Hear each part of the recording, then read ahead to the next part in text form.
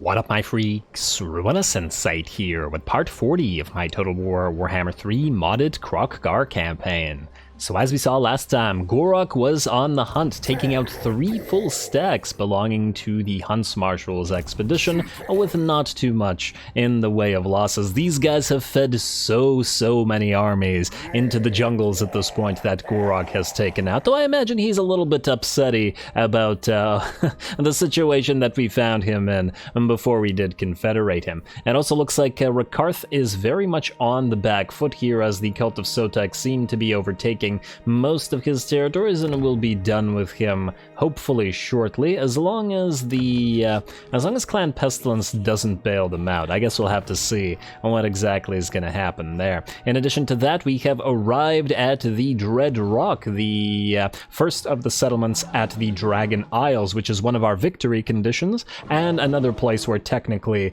feral lizardmen do dwell, or at the very least feral dinosaurs dwell. It's unclear whether there are any feral lizardmen rather, still remaining. Anyway, we'll be attacking Dread Rock shortly with our first battle against the Tier 5 settlement for Kroq-Gar, which should be a pretty fun time. And before we get started, I just want to remind you guys this is the 40th episode and thus a 5th episode in the series, and that's where I like to yammer on about how it's important not to forget to drop those likes and comments below if you're enjoying this particular Let's Play, as scheduling and updates and all that are based on engagement. Annoying, but it's YouTube, so what can you do? Anyway, there is another interesting thing here. Talashtlan is once again going to get attacked by the looks of it. Luther Harkin is besieging, and we have a full...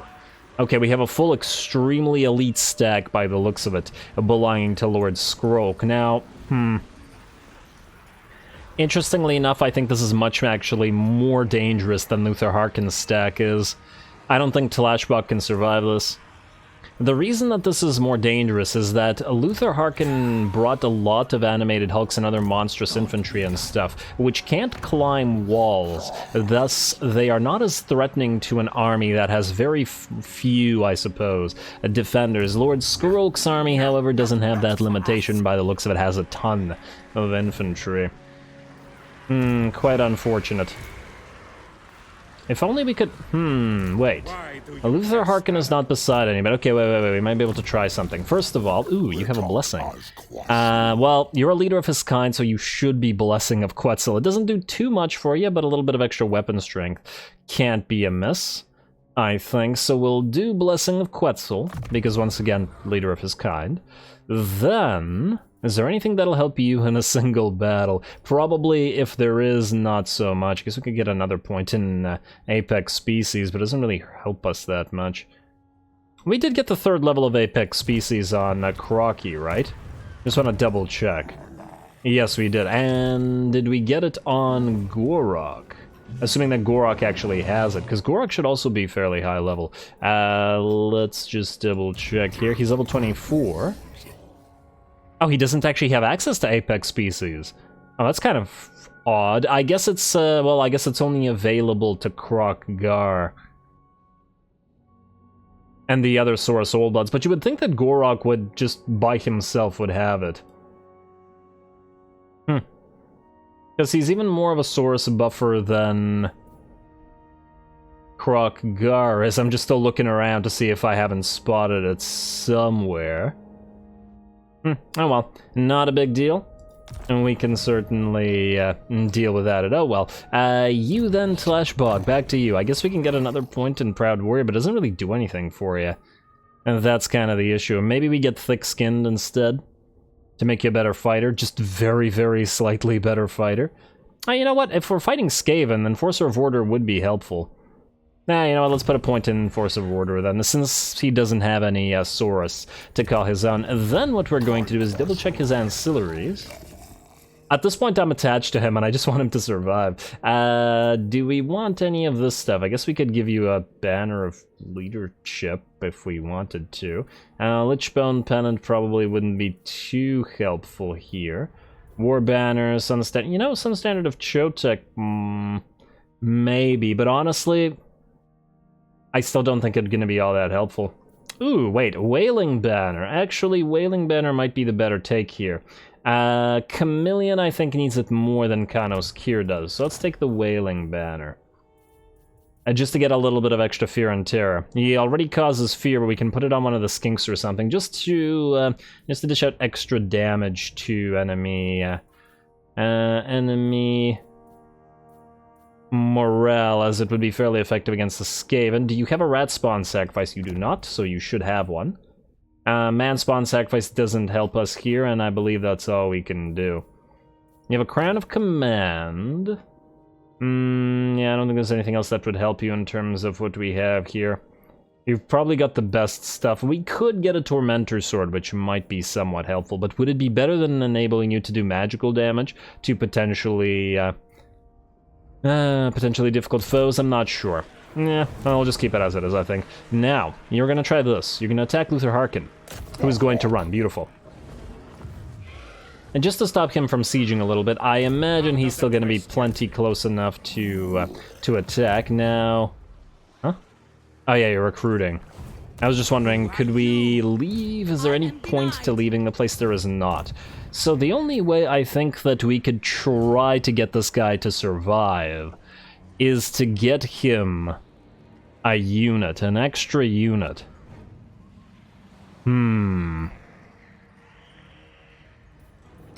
Does the Thunderous one have access to a spell? Yes, it does. Rod of the Storm, which allows you to cast Ruinous Thunderbolt, which is fantastic on top of walls. I think we're gonna go with the Thunderous one. And I guess we're gonna keep it in this army then. And we're gonna make an army around it. We could go for the Shredder of Illustria, but honestly, I'm not sure that it would be too helpful in a siege defense.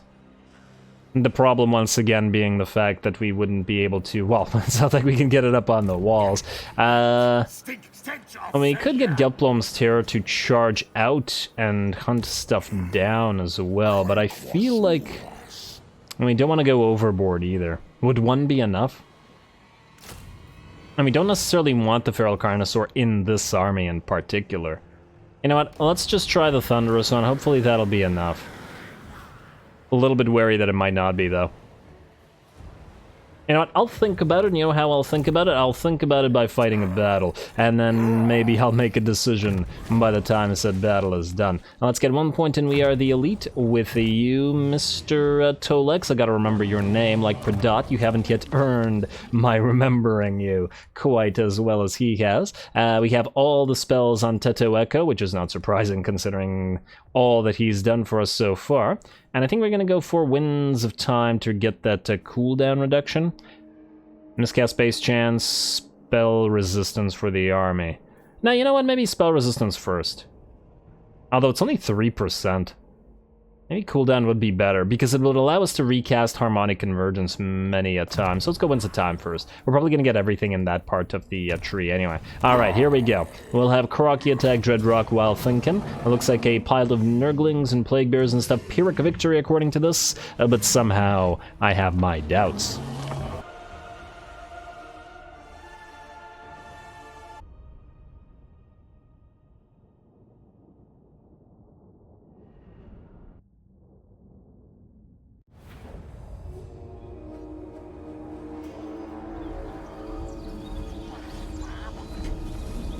Alrighty, everybody's silent, no speech this time around, but that's okay. I'm getting kinda used to it at this point in time. Anyway, here we go. The Lizardmen city in the Dragon Isles occupied by the Poxmakers. And it is a fairly elite garrison, as it is a tier 5 settlement. However, I don't see too many problems here. Yeah, they have a few decent units like the Soul Grinder of the Nurgle here, as well as the Great Unclean One, but I can imagine that Kroq-Gar or Pradot can, well, I guess one of them can each duel one of them, and I don't imagine either of them stands too much of a chance, and by them I mean these guys. Anyway, we got a ways to go because we have to break through the gate, even though we can already see the Carnosaur heads. Here's Carno.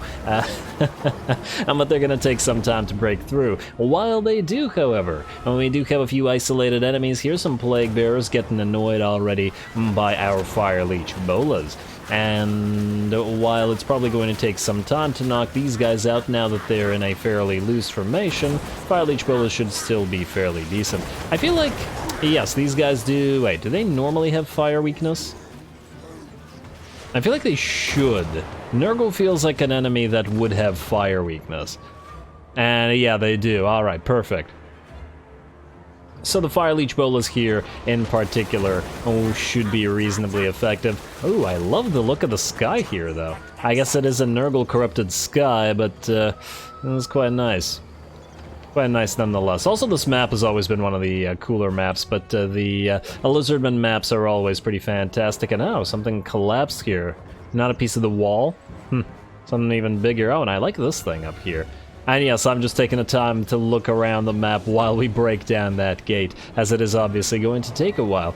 We did get a few casts off with our Lord Kroq here, just a basic cast of his Deliverance of Xhotl, and ooh, hello, looks like some of our units have actually broken through the gate now. The gate isn't broken, but a few units have moved through, which means some of the enemies are going to move down as well. And that's just fine, and Kroq is also going to cast a level 2 now in Deliverance of Xhotl up here, as I'm curious to see the degree to which it can knock units back. And there we go. I want to see how many of these guys will fly off the walls, because every unit that flies off will die. So we can... well, that's at least... Oh, wow, there's even more. 1, 2, 3, 4, 5, 6... Wow. Gotta be at least 50 units going down from both sides. I don't know why I find this so funny. It's Arayan and Plaguebearers. I maybe should have done that to some Nurgle. Oh wait, Nurglings can't be on walls, can they? Not even an SFO? Because you can put the weapons teams on walls now, but not Nurglings, I take it. But yeah, that was hilarious. And yeah, it looks like that unit basically got completely destroyed by that spell. Probably not so much from the damage as it was from the effect. Anyway, our dinos are in now, and we can watch them fight a little bit. The enemy's going to cast some spells, but I doubt it's going to be effective, especially with the Supreme Shield of the old ones up and running. Kroq-Gar is going to start working on the enemy bloatflies here, and the plague drones. That should be knocking them out fairly quickly. We've also got a level 3 Deliverance of Xhotl coming in as well. I mean, oh, look at that. You can see the waves from the Deliverance of Xhotl knocking back all those Nurglings. Oh man, it's quite entertaining. And there we go. Now I do want to see how many of these Nurglings actually explode from that. Where is the banishment sign? And oh, it killed very few of them. It just did a ton of damage and basically forced them all to start melting, but actually very few died. Kind of interesting, actually. But they'll all be dead in a few seconds. And that will clear a path towards the enemy elites, though I do believe at least one of them has already arrived. Kroq-Gar dueling the Great Unclean One. And I don't imagine it's going to go so well for the Great Unclean One, who's already at half HP, while Kroq is so far more or less fine. Granted, this is kind of a waste of Kroqi's massive amount of physical resistance at 55%, but oh well. And not a big deal if the Great Unclean One still can't do too much in the way of damage. Now, one of the goals here is to preserve the HP of our units, which is why we have not sent in our Saurus. They're still waiting in the trees where they can't be found. The enemy garrison is small enough that we shouldn't need the Saurus at all, and thus we'll just do the thing with the dinos. Let's also watch Pradot duel the Soul Grinder, as we've already seen. Ooh, nice knockback there. We've already seen that Kroq will absolutely wreck the Great Unclean One. I like the point-blank cannon blast as well. Yeah, some Nurglings moving in to help, though probably not going to be all that helpful, as I doubt that they can do too much damage. Alrighty, and it looks like the Great Unclean One is down, which means we can move Kroq to help Pradot. Now, Pradot is barely hurt, and it looks like the Soul Grinder's at half HP and will now get surrounded. I think with the death of the Soul Grinder, most of the enemies will be done. This is the second elite of the enemy, and with pretty much only Plaguebearers or Nurglings remaining, and the battle should be ours. Alrighty, Soul Grinder is having a pretty bad day, and oh, I like that jumping animation when it gets knocked back. I was wondering what it was going to do when it was leaping up like that. And there we go, I believe that is that. The rest of the enemy army will begin melting away, and the Soul Grinder is extremely sad about the whole thing. He's just pouting. And yes, the battle is ours. It looks like we took barely any damage whatsoever here, minus the Reviv Crystal, because it can't heal itself. We also have had our Fire Leech Bolas just attacking some Nurglings this entire time, although I think they did surprisingly little damage. 15k, 16k, and only 8.6k. There weren't enough enemies blobbed up around them for them to take advantage, so yeah. A shame about that, but no big deal. Hey there, Steg. You get pets. You haven't had pets in a while. Anyway, let's speed the rest of this up as the battle's over. Just gotta find the last of the units that have not yet been banished. And this is the last one. Getting a few last shots, parting shots from the Fire Leech Bolas, and the Carnosaurs are back into action as well. We will soon be getting our third Carnosaur as well, as our new hero is also going to get his mount at some point in time. And there we are. Last... And the Plague Toad's face like, ah. I don't know, I just found this battle very funny. But I guess Nurgle units are kind of funny in general, so hardly surprising. There we go, decisive victory, easy enough, little to no damage, and we are now in possession of a Tier 4 settlement.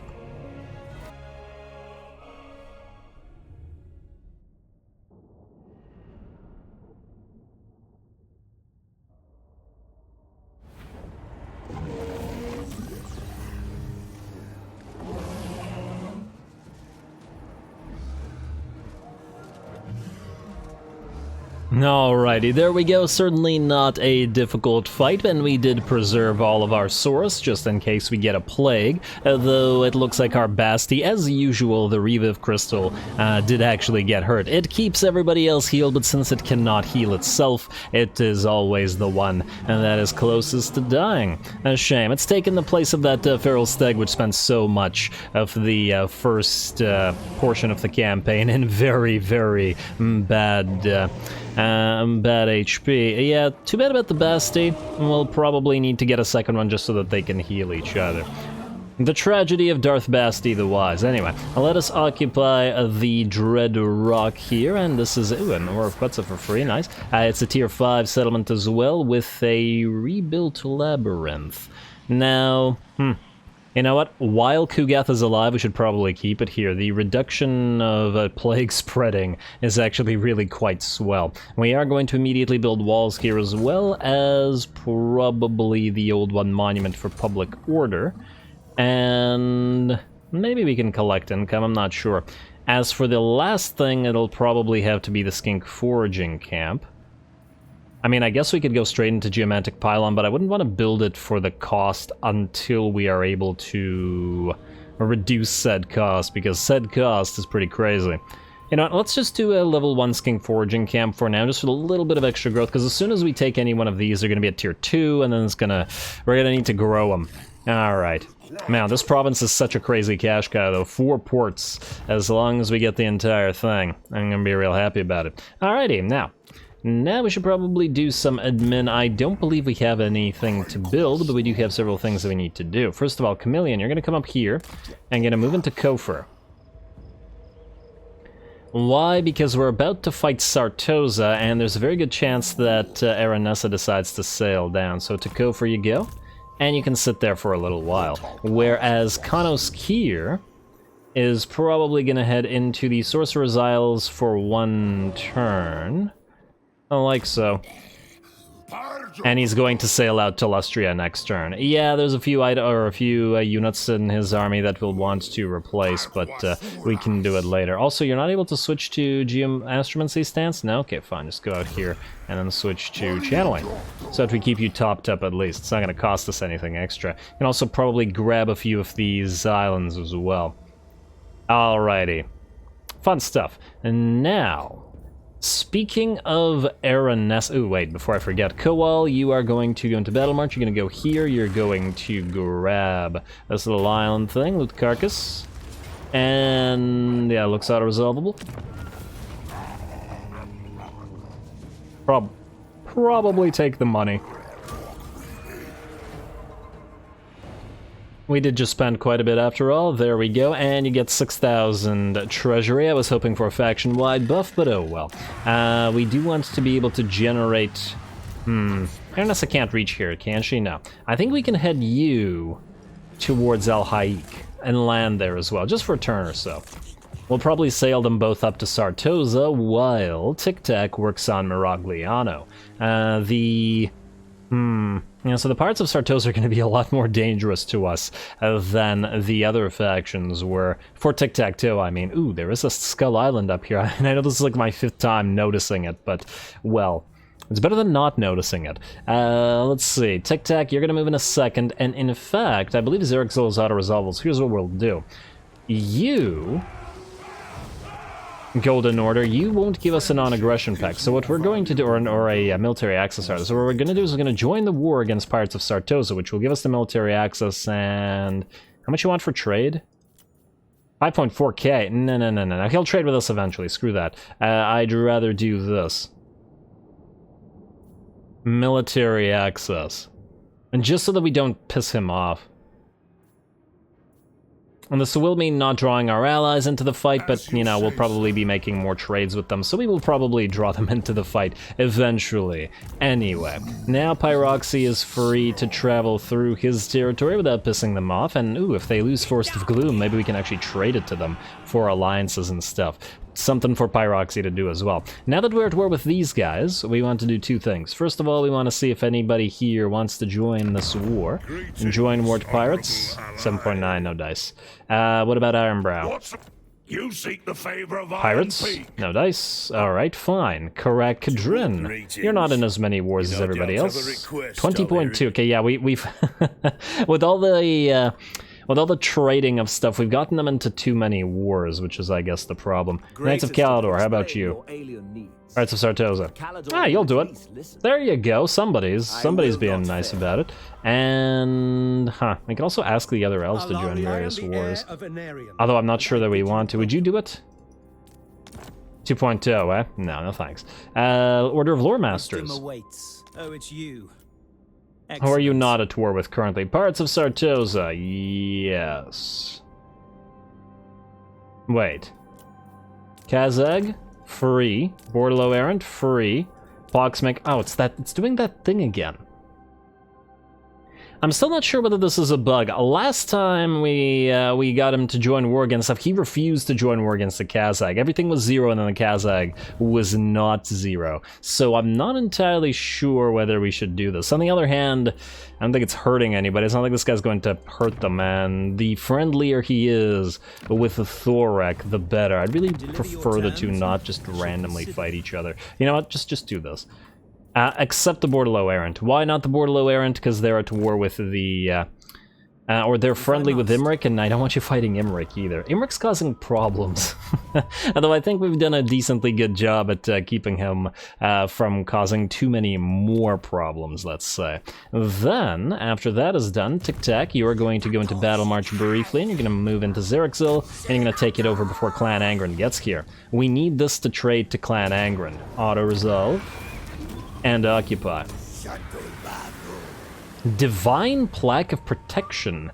Well, isn't that quite nice? Ward save and research rate. Now, this takes the place of healing potion, but, well, we don't have a lot of healing potions, so that's just fine. In fact, Gorok is currently using one. Kroqi is using his healing potion. I want to see who we can put this on. You have your Crown of the Berserker, which makes sense, and for those wondering why I put it on him, it's because Frenzy is already available to any lord on a Carnosaur, so the item would be wasted on the other lords, basically. And you can't put it on a mage, so really the Kroxigors are probably the best lords to carry it, I would imagine. Yeah. Anyway, you have the Potion of Strength, which makes you do more damage, Chameleon, but we could always give you the Divine Protection. You have a Potion of Healing, Kanoskir, but you are a perfect spawn, just like Chameleon is. Honestly, maybe Potions of Healing should go to those who are not yet perfect spawn. Also, Isoko Rasmate, you're just still carrying that tablet of recovered knowledge. Recovered tablet of knowledge, whatever. Yeah, that's fine. I don't want to lose the item, but yeah, you know what? Crown of Command might be useful. to keep the Thunderous one in the fight. Yeah, we'll just keep that there. You know what? Let's put it on you, Chameleon. Yeah, the Potion of Strength is great, but I think this is better. Ooh, we also got to put the Talisman of Preservation on one of our main lords. Where is it? Divine Plaque of Protection. I'm probably gonna start calling that Plaque of Divine Protection because I always get confused, don't I? Alrighty, that looks good to me. Let's do a little bit of building after... Wait, did we move everybody else? Yes, we did. Building, see how much money we have left, because there's a few things we still want to do. Land of the Dead, Qatar, yes, definitely Grand Plaza. It's already making 3.2k, and we'll be making a lot more as one of our new cash cow provinces. I'm already quite happy with it. Kingdom of the Beasts, Temple of Skulls, you have that Temple of Quetley. You can get the Temple of Quetley up, but you know what? Let's wait until the Geomantic Pylon is up next turn, which will reduce the cost of said Temple of Quetley. And in fact, we could wait until the Geomantic Pylon is maxed out, so yeah, reduce the cost of it. Instead of wasting the money now, we could use the money later. It's not like we are in a rush. Temple of Gold, you're kind of in the same situation as you are building a... you are building a Geomantic Pylon. Carrick-Asgal, we'll just leave you as you are. Carrick-Drawn, yes. Kroq-Gar Labor District and Logging Camp, please. And we might as well upgrade the Meat Storage Hall. We'll probably get Iron Rock eventually, but who knows when. We'll have to do all the item swaps, or the territory swap arounds first. I might do the swap arounds off screen, because I'm gonna have to think about this. It's like a shell game or whatever, you know? We have to trade one thing to one dwarf and then the other dwarf so that we trade all of this so that everything is supposed to be where it's supposed to be. Anyways, Lapland, you're getting an upgrade. That looks good. Next up, Western Badlands. I'm inclined to try to keep it, but we won't upgrade it right now. Fyrus definitely need walls immediately, else you get attacked. Let's get the Kroq-Gar Labor District up and running, or the Skink Favelas in its current tier, and then upgrade the rest. Al-Haik, you'll probably need walls as well. Broad River Valley, you are gonna be traded away, so it doesn't matter. Vulture Mountain, you are not going to be traded away, we'll be keeping you. So, in that light, Skink Foraging Camp and Skink Favelas grow a little better. And then, Heart of the Jungle, you are good as you are. And Verdanos, we will be trading. And I believe the rest of the stuff is not super relevant. Alrighty, so, the next thing that I wanted to do. You were a perfect spawn, right? Yeah. Can't quite remember who I was gonna send you to, but, you know, we'll figure it out. You... Let's say you. You're a recruit rank, eh? Can we recruit any heroes here? Yeah, just these guys, but, you know, we might actually recruit a hero here, so, you know what, let's get you up and running. Farak Humble. And we want to do this. We want you... I want to get at least one steg, as in the regular steg. And while I know that heroes can get these guys, I want to see what upgrades we have available for them. And I guess the same thing for the Ancient Steg with the Engine of the Gods. And yeah, I know these things are super expensive, but I want to see what they can do. So we're going to build some. Especially since we've had 100 alignments, which is max for a while, and I know you guys have been reminding me in the comments about those. The thing is, once again, we can't actually spend them because we don't currently have any of the units that are capable of using them. Also, while we're at it, we were going to build a bunch more things for Kanos Kier here, so that's at least one Basti with Solar Engine and probably a couple of Arcs of Sotek. Alright, so if you get replaced by the Soteks, you two get replaced by Carnosaurs, and then you two can be... Yeah, you two can be Soteks. Makes sense? Alright, so we need more Arcs of Sotek as well. And we can put, you know, we can put the Steg in the other army. You know, let's build 2 Stegs. One Ancient Steg with Engine of the Gods, and then 2 regular Stegs. And then we'll build other dinos here as well. And yes, this is going to cost, but yeah, we'll also, yes, we'll keep an eye on the Skink Oracle. I know. I want the Skink Oracle too, guys, believe me. It's not like I have something against the Skink Oracles. I have something against the fact that we can't mill them, because look at this, garbage, uncompromising garbage. Perceptive, as far as I know, doesn't actually work on heroes and only lords. And then Arrogant is... I mean, Arrogant is okay, I just don't think it's as useful on Skink Oracles. That's the thing. Because they'll be doing damage in range most of the time, and yes, it'll help them on the occasion that they fight in melee, but you still probably want to be careful with them.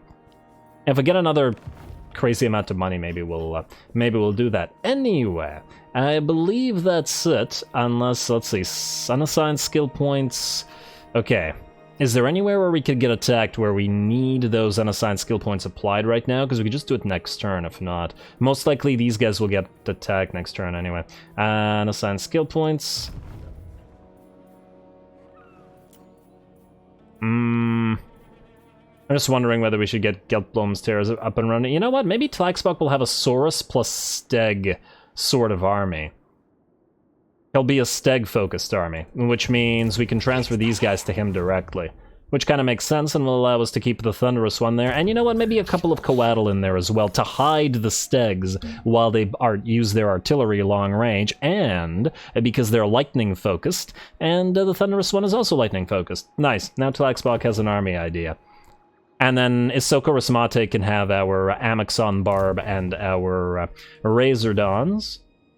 And then we got a few more other armies in the works, but obviously we need to get the money. Anyway, skip, and end the turn. Let's see if Talashtlan does survive. I will be sad if he dies. Ooh, wait, one more thing. Is there a banner that we could put on the ancient one, the Thunderous one, and that would help it? I'm tempted to take Kroq-Gar's Sun Standard of Chotek again, but the thing that bothers me about that idea is if we lose it, it's such a rare standard and such a good one that I kind of don't want to risk it. Everything here is much more riskable than the Sun Standard, in my opinion. We could also borrow the Banner of Eternal Flame, but we only have one.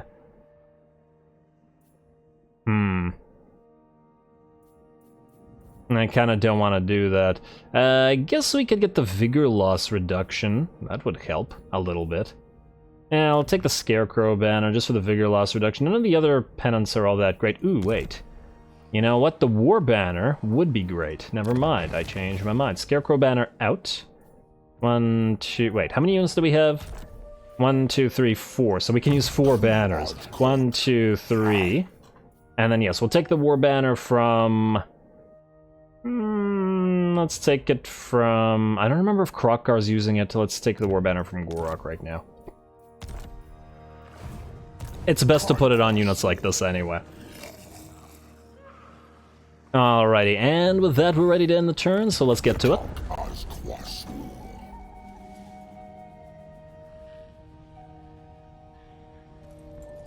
Will they, won't they? They absolutely will. I mean, they've all moved in.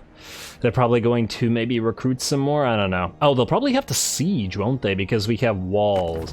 But it's not like we'll be able to bail them out right now. You want peace once again, Rakarth, but that's obviously not going to happen. I also forgot to check diplomacy, but whatever. I doubt it'll make that much of a difference. And, oh! Huh, that's interesting.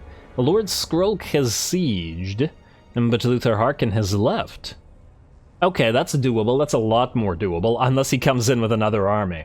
In which case, less doable. Yeah, it really depends on if these guys decide to help him or not, and we got more armies coming here. And ooh, another elite one. Damn, the Clan Pestilence. Are they doing good? But Sequence of Geomantic Healing is complete. Very, very nice. Now we are beginning to accrue the Old One's favor. Though in some ways I'd like to say we already had out. I have to move my cat 1 second.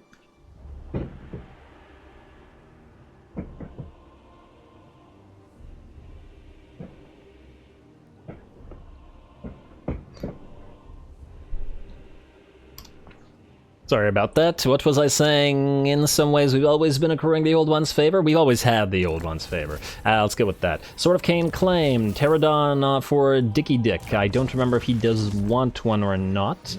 He can hold on to it for now. That's fine. And big question is, can we confederate anybody? Not yet. Defenders of the Glariate Plan, 0. They've lost their last territory. And they'll be dead within a couple of turns. Now, a bunch of you have been asking me about the recruit legendary or defeated legendary lords mod. Blah. with regards to Nakai. And, ooh. I wonder if we can get you to fight Sartosa. I feel like I tried this before, or at least I thought about trying it. You won't fight Sartosa, but would you fight the Hunts Marshal's expedition? Nearly so. We could try to send him over there. And just that he leaves this place. I don't want him to actually attack one of our armies once they get here. Would you fight the Kazag? You'd fight the Kazag for... Oh, that's so weird. Usually nobody wants to fight the Kazag. Theckan Knights? Not really. Sylvania, Bordello Errant. I wonder if we could sick him on the Awakened. Not really. Probably they do it for money, but I don't want to pay them a lot of money. 1,000 Maws? 0.6. Clan Pestilence? 0.9. It's actually only 6k. It's not so bad. It's just that I doubt that they'd actually accomplish anything. What about Seducers of Slaanesh? 0.7. You know what? I think we'll take that. Why Seducers of Slaanesh? Because we don't want them actually raising settlements belonging to the to these guys, because, well, we want to take those settlements for ourselves. Like Talashtlan, for example, which we'll be attacking immediately. Attack. Alright, we will have to fight that as a pretty big battle, I think. Should be a decent time, and you can do that, Gorok. Next up, let us double-check our traits. Anything crazy good? Nope. What about heroes? I know it's annoying, but I have to check it every turn because, well, you know. Master Survivor, that's not great. So what we'll do is grab Mr. Tenfi here, and then we'll delete him. We're going to be milling one of these guys every turn, because we need them in so many armies at this stage in the game. And we'll do the other heroes once we have the, well, reasonably high numbers of those guys. And then we want to check the Skink Oracles. And we get... No, we stop the Arrogant guy. You know what? I'm probably going to get annoyed and just get the Arrogant guy. Wait. Oh, his name is Hook. I thought it said his name is Hulk, but... Nearly. Yeah, let's also double-check Diplomacy since I forgot to do it last turn. Oh. Huh. The Wood Elves want to be friendly. But they're not friendly with Belegar. But they are somewhat friendly with the Golden Order. All right. Oh, and Averland and the Golden Order are willing to trade. Averland is actually allied with Belegar, and the Golden Order is allied with Belegar. Yes. Yeah, so if we're gonna be in a block, I'd rather it be with the dwarfs and, you know, Empire humans. I was about to say humans, but Empire humans specifically, rather than the Wood Elves. Maybe we could try to get them in a non-aggression pact with us as well, but we'll see. What I want to do here is this. Only Sigmar's god Ulrich can judge. Non-aggression pact, 4.6k for the military access. Ugh. What about join wars? No dice, eh? Because we do have to travel through your territory. Alright, how about this? We'll do the trade agreement.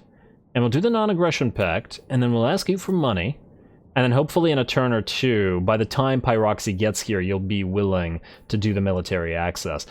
Agreed. We obviously don't want to trespass through your territory. What? And we can still trade with the Border Princes, but I think we'll hold off on that until the Golden Order is a little bit happier with us. Anyway, Pyroxy, I want you to head in here, and go into encamp stance, and then I want to see, do you heal faster here? Yes, you heal much more here in allied territory than you do in Barakavar. Though, actually, these guys aren't technically an ally, but yeah. Just keep moving out this way. Pyroxy is going to burn the dead. Basically, what we want to do is we want to steal Zufbar. Hopefully Thorgrim fails to take it, because if we can get Zufbar, we can get him to join a bunch more wars and, you know, do the thing with the stuff. If you know what I mean. Anyway, oh, what the heck are you doing? I'm very tempted to declare war on these guys just so they can't randomly attack us, because they could land and start annoying us, but if we do, we have another little army here. I guess we could attack them all at the same time and destroy them. It's certainly a possibility, I'll think about it, but for now, we got one more quick battle this episode, and that's Gorok at Talashtlan. Let's give him his points, let's attack. You have Proud Warrior, and you have Beast Driver, which means you're going Rally, and then we'll go for Epicentrist and whatever the thing is for the Saurus afterwards. You Lord Xhotl. You have most of the good stuff. Let's get you We Are the Elite. We've almost reached rank 7 on those guys, on the source, I mean. And lastly, you, I believe, need to get Master Scout. It's Master Scout, yes? Yes. To get the extra campaign movement range. Assuming that that thing does work, because not everything works. Alrighty, this one will just move in. We do have to watch out for those Royal Pegasus Knights, which would be able to counter our Pterodon Riders with Fire Leech Bolas. I'm gonna be interested to see how that's going to work out. Hopefully they'll just land and start fighting Gorok, but if they don't, well, it'll be something of a problem. Here we go.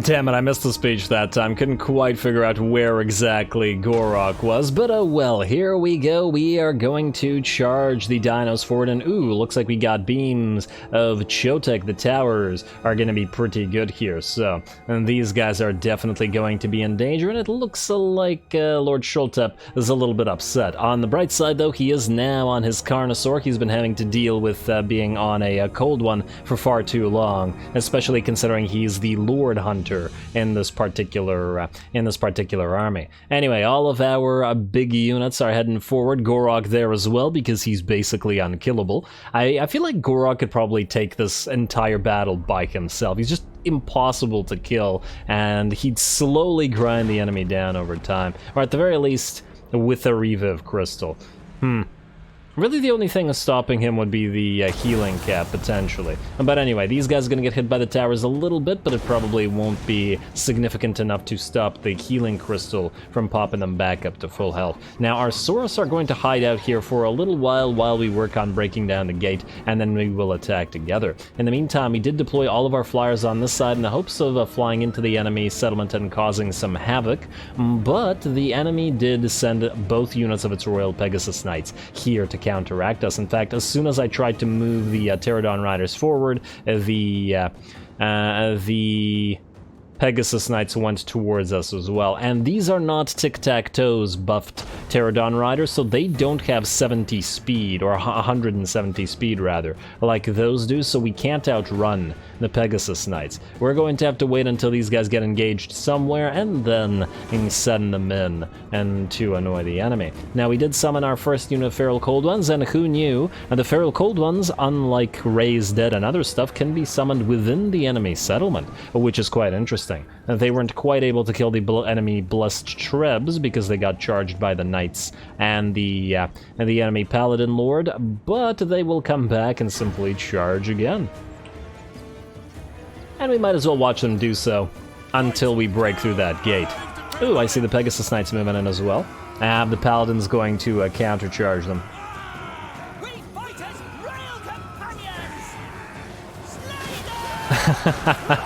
Alright, but those peasants are still having a bad day. Though, to be fair, Bretonnian peasants don't ever not have a bad day. I bet there isn't more reason to use Feral Cold Ones. They're such a cool looking unit. Well, that's what our Cold One Riders and and Horned Ones and such are for. We'll be having an army that's based a lot more on cavalry eventually as well. And yes, Kroq-Gars will have a decent amount of cavalry, but not to the same degree as a much more cavalry-focused army. Anyway, it looks like, oh right, our Skink Chief is hovering over this guy, but you know what? They're probably wasting their shots on him because he's in the trees. One-third HP left on the enemy gate, and it looks like the Pegasus Knights have reacted to the Feral Cold Ones and are either chasing them around or staying around the dinos, which means we're into the city now with our Fire Leech Bolas, and they can start annoying a few units. There's a unit of Foot Knights by the looks of them here, and I think some Men-at-Arms are around here as well, and we're just going to destroy them while they're isolated and not protected by the Pegasus Knights. Of course, the second we see the Pegasus Knights moving towards us, we do have to be careful and get the heck out in case they do, but fortunately we don't need to control the Dino Blob or the Dino Death Star all that much, as it is simply going to be fighting in the middle of all this. In the meantime, since the gate is nearly down and we want to attack attack in concert at several points in the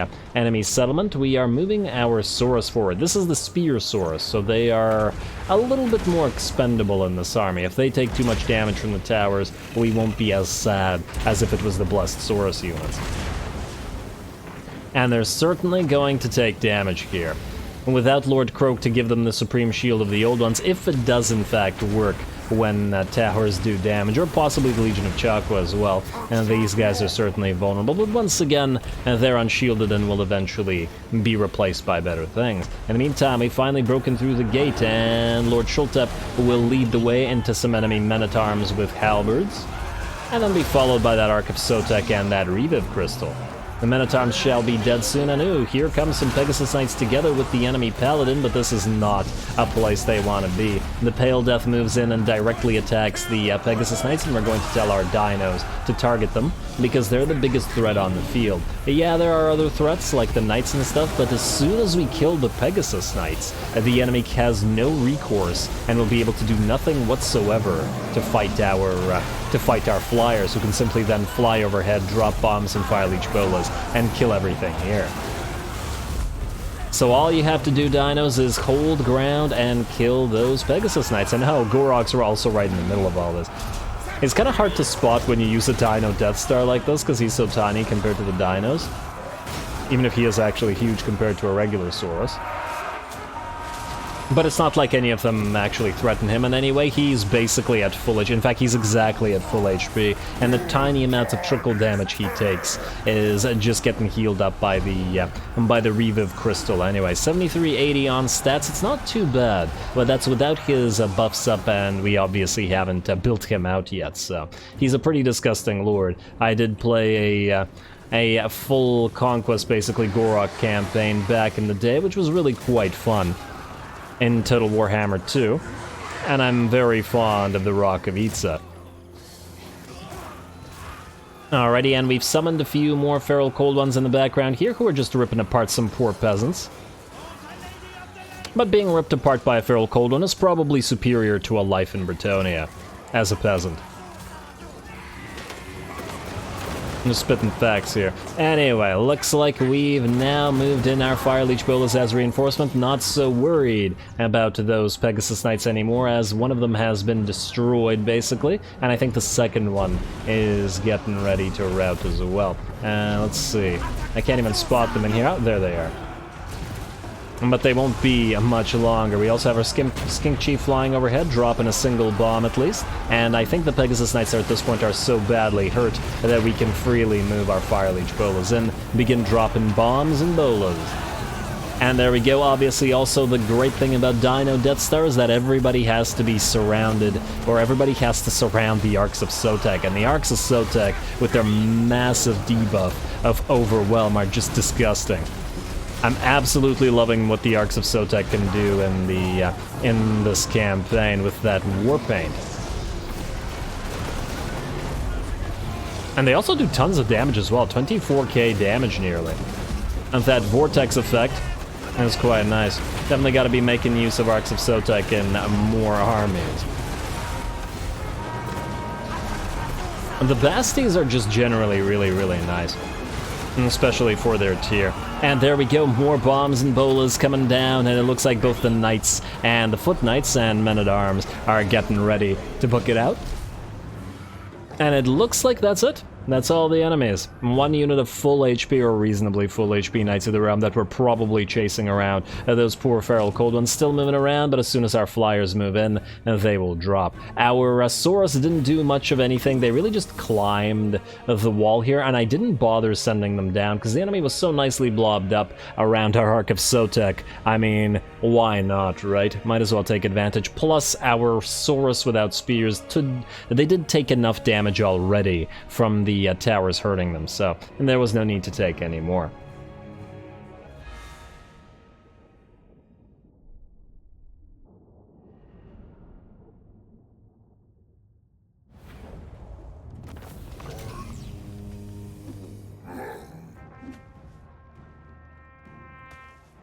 Alrighty, there we go, not too bad at all. Really, we just had to get around those Royal Pegasus Knights. As soon as they were out, the place was ours, because the enemy infantry are only Bretonnian infantry, and they're terrible. And obviously, they stood no chance against our Pterodon Riders, whereas the massive Knights, etc. couldn't get through our dinos. So once again, Gorok loves to win rock, paper, scissors. And we are going to occupy the place, and the reclamation occupy of Talashtlan, I believe, will give us a special location. What do we have here? Ah, it's a tier 4. A research rate here, capacity for Skink Priest is actually not that much, although the -1 corruption could certainly help in some situations, and I wouldn't turn down a research or hero capacity. Either way, we will be needing to build defenses here, and I think for now we won't bother collecting the income, just hold one monument and defenses, and hopefully the place can hold itself, while Gorok